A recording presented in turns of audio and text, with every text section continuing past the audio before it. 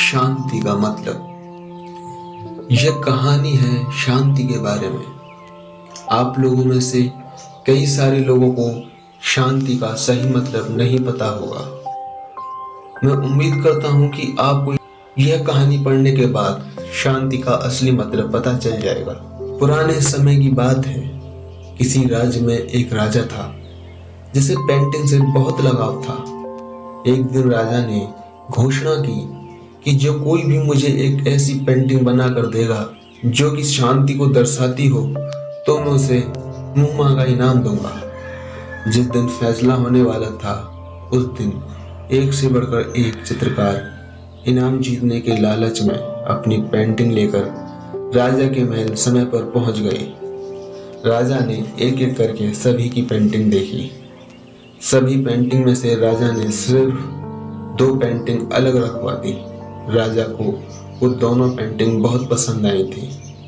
इन दोनों में से किसी एक को इनाम मिलने वाला था। पहली पेंटिंग एक सुंदर शांत झील की थी। उस झील का पानी बहुत साफ था। उस पेंटिंग में ऊपर नीला आसमान था और आसमान में रुई के गोलों के समान सफेद बादल थे। इस पेंटिंग में शांति साफ नजर आ रही थी। जो कोई भी इसे देखता उसे ऐसा ही लगता था कि शांति को दर्शाने के लिए ये बहुत अच्छी पेंटिंग है। दूसरी जो पेंटिंग थी उसमें पहाड़ थे। पहाड़ बिल्कुल रूखे थे, वीरान थे। इन पहाड़ों के ऊपर बादल थे और उस बादल में बिजलियां चमक रही थी। तेज हवा से पेड़ हिल रहे थे। पहाड़ी की दूसरी ओर एक झरना था और झरने ने रुद्र रूप धारण कर रखा था। जो कोई भी इस दूसरी पेंटिंग को देखता वो यही सोचता था कि इस पेंटिंग का शांति से क्या लेना देना है। इसमें तो केवल अशांति ही दिखाई दे रही है। सभी को यही लगता था कि पहली पेंटिंग बनाने वाले चित्रकार को ही इनाम मिलेगा। अब बारी आ गई थी राजा की यह बताने की कि इनाम वो किसे देने वाले हैं। राजा ने यह ऐलान किया, दूसरी पेंटिंग बनाने वाले चित्रकार की पेंटिंग उन्हें ज्यादा अच्छी लगी है और वो उसे मुंह मांगा इनाम देंगे।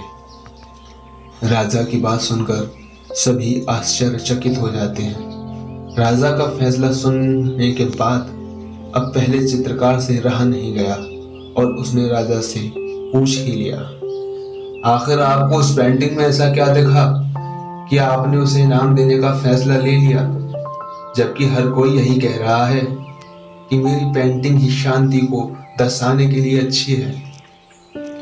राजा ने पहले चित्रकार से कहा कि तुम आओ मेरे साथ, मैं तुम्हें बताता हूँ। राजा उस चित्रकार को दूसरी पेंटिंग की ओर ले जाता है और कहता है, झरने के दाईं ओर हवा से एक तरफ झुके हुए इस वृक्ष को देखो। वृक्ष की डाली पर बने हुए इस घोंसले को ध्यान से देखो। देखो कैसे एक चिड़िया कोमलता से शांत भाव से अपने बच्चे को भोजन करा रही है।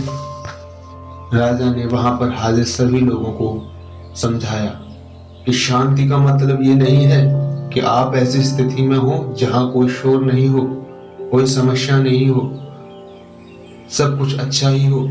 शांति का मतलब तो ये होता है कि आप हर तरह की अवस्था अशांति के बीच भी शांत रह पाओ और अपने लक्ष्य पर ध्यान केंद्रित कर पाओ। सभी लोग अब अच्छे से समझ गए कि राजा ने दूसरी पेंटिंग को क्यों चुना।